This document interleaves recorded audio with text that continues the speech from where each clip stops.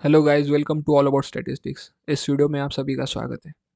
आज के इस वीडियो में हम बात करेंगे बीएससी स्टैटिस्टिक्स और एमएससी स्टैटिस्टिक्स करने के बाद आपके लिए कौन कौन से करियर ऑप्शन खुल जाते हैं, चाहे वो प्राइवेट हो या फिर गवर्नमेंट। तो फिर चलिए शुरू करते हैं। तो सबसे पहली बात तो ये है कि हमें स्टैटिस्टिक्स में करियर करना क्यों चाहिए। तो आजकल अगर आप देखोगे तो डेटा की जो डिमांड है वो बढ़ती जा रही है। डेटा भी बढ़ रहा है और डेटा के साथ साथ डिसीजन मेकिंग करना बहुत ज़रूरी है कि आपने डेटा को देखा, उसको एनालाइज किया, उस डेटा के बेसिस पे हमने एक डिसीजन लिया, जिसकी वजह से जो कंपनी है उसको फ़ायदा हुआ। अब ये कौन-कौन सी कंपनीज़ हो सकती है? वो कोई भी हो सकती है, जैसे कि हेल्थ केयर हो गया, फाइनेंस हो गया, मार्केटिंग हो गया और इवन गवर्नमेंट का डेटा भी हम लोग एनालाइज कर सकते हैं।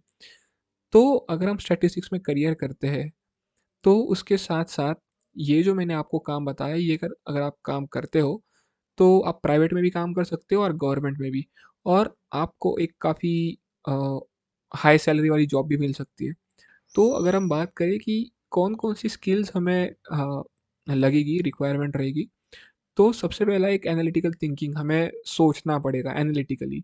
एक प्रॉब्लम सॉल्विंग एबिलिटी अपने पास होनी चाहिए, डेटा को एनालाइज़ करना आना चाहिए और एक बेसिक सा प्रोग्रामिंग भी आना चाहिए। तो फिर चले देखते हैं कि प्राइवेट सेक्टर में कौन-कौन से जॉब्स खुलते हैं।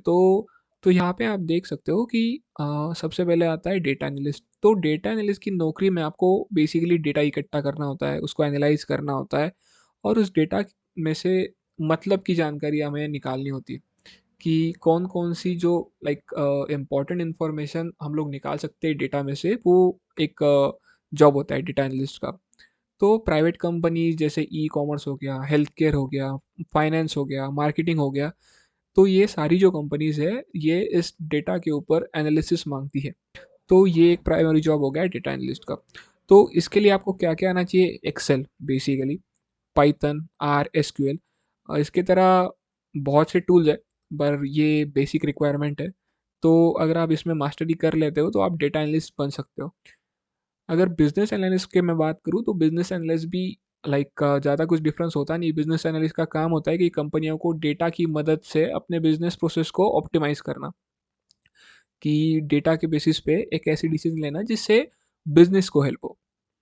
फिर अगर हम बात करें मार्केट रिसर्च एनालिस्ट की, तो यदि आप मार्केट रिसर्च में इंटरेस्ट रखते हो, तो आप मार्केट रिसर्च एनालिस्ट बन सकते हो। इसमें आपको कस्टमर्स की पसंद, उसके बाद उनके इंटरेस्ट, मार्केट डेटा का विश्लेषण करना होता है बेसिकली। तो अभी आप देख सकते हो एक्चुरियल असिस्टेंट भी है, तो यदि आपका इंटरेस्ट जो है वो इंश्योरेंस सेक्टर में है, तो आप एक्चुरियल असिस्टेंट बन सकते हो। इसमें आपको बेसिकली मॉडलिंग करना होता है फाइनेंस के बेसिस पे, इकोनॉमिक्स के बेसिस पे। आपको थोड़ा बहुत अगर इसका नॉलेज हो तो काफ़ी सही होता है। और इसके साथ-साथ आप डेटा साइंटिस्ट का भी जॉब चूज़ कर सकते हो, जो कि एंट्री लेवल। तो अभी जो मैंने आपको प्राइवेट जॉब्स के बारे में बताया, अगर मैं एक बात कर दूँ उसकी सैलरी के बारे में, तो सैलरी कहीं पे भी हो सकती है अराउंड 4 एलपीए से लेके 11 या 12 एलपीए तक। वो कंपनी टू कंपनी डिफ़र करता है। तो अभी हम लोग जाते हैं गवर्नमेंट सेक्टर की तरफ। अगर हम लोग जाए बीएससी स्टैटिस्टिक्स के बाद कौन-कौन से गवर्नमेंट सेक्टर में आपके लिए ऑप्शंस ओपन होते हैं, तो सबसे पहला और सबसे बेस्ट जो है वो इंडियन स्टैटिस्टिकल सर्विसेज है। यूपीएससी के द्वारा आयोजित किया जाता है और इसमें आपका बेसिक वर्क तो ये है कि आपको डेटा गैदर करना है और उसके बेसिस पे आपको रिपोर्टिंग करनी है। एंड जो सेकंड ऑप्शन है वो है statistical investigator. Ministry of statistics and programme implementation की तरफ से एक पोस्ट है। इसमें भी आपको आंकड़ों का विश्लेषण करना है, बेसिकली डेटा एनालाइज करना है। फिर उसके बाद आता है एसबीआई बैंक पीओ। कई सरकारी बैंक हो गए जैसे एसबीआई, पीएनबी, इसमें भी स्टैटिस्टिक्स से जुड़ी हुई नौकरियां होती है, तो आप इसमें भी ट्राई कर सकते हो। तो लास्ट में टीचिंग वाला ऑप्शन हमेशा आपके लिए अवेलेबल रहेगा। आप कॉलेज में असिस्टेंट प्रोफेसर वगैरह बन सकते हो इससे। तो इसका जो मिनिमम सैलरी रहेगा गवर्नमेंट सेक्टर में, वो आप बेसिकली कहीं भी पकड़ लो 30,000 के आसपास, और मैक्सिमम अराउंड 1,20,000 तक।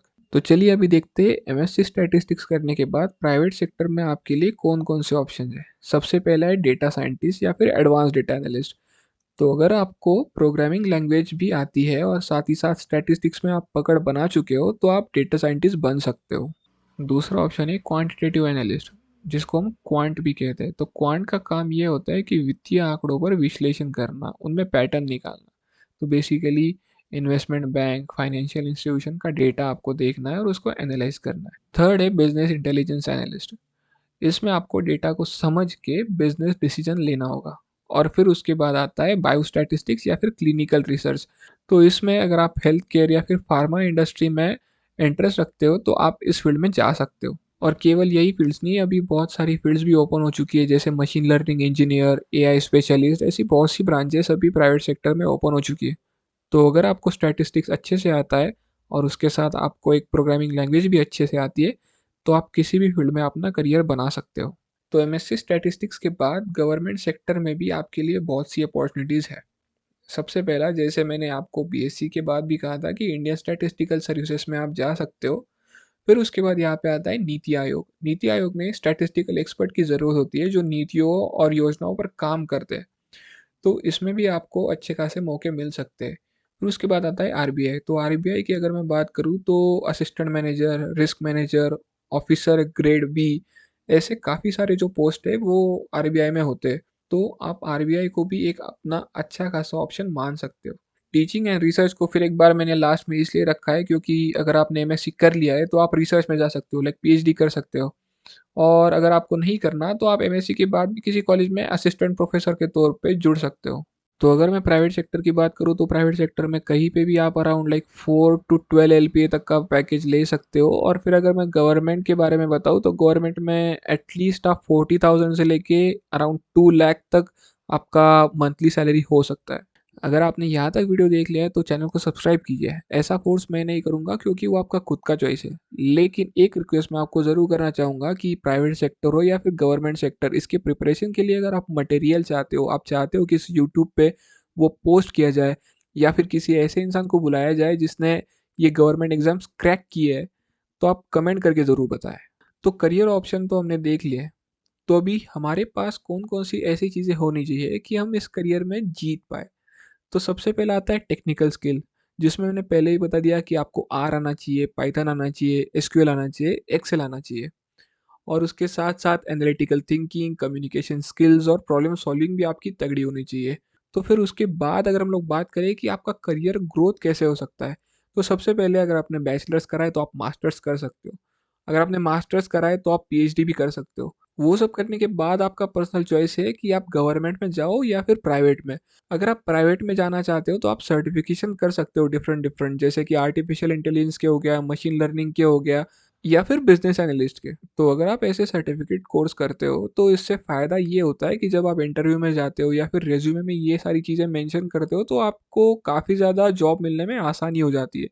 फिर उसके साथ साथ आप नेटवर्किंग बढ़ा सकते हो क्योंकि आप सेमिनार अटेंड कर सकते हो जिससे एक आपको वाइडर पर्सपेक्टिव मिले स्टैटिस्टिक्स के बारे में।